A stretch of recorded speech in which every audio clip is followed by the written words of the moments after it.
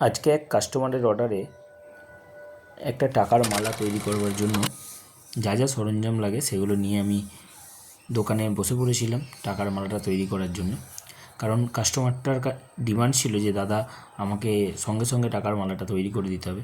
আমি ওর থেকে 1 ঘন্টা টাইম চেয়েছিলাম যে 1 ঘন্টা টাইম দাও, 1 ঘন্টার মধ্যে আমি রেডি করে দেবো। কারণ ওর একটা 600 টাকার টাকার মালা ছিল এবং একটা 250 টাকার মধ্যে, মোট দুটো, একটা বড় একটা ছোটো।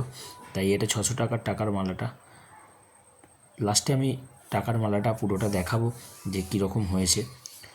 যদি দেখে ভালো লাগে তাহলে একটা লাইক কমেন্ট শেয়ার করবেন, আর যদি কোথাও আরও এক্সট্রা কিছু করলে ভালো হয় এরকম কিছু থাকে সেটাও জানাবেন, যাতে পরবর্তীকালে আমরা আরও বেটার কাজ করতে পারি। এটা হলো টাকার মালার ওভারঅল লুক।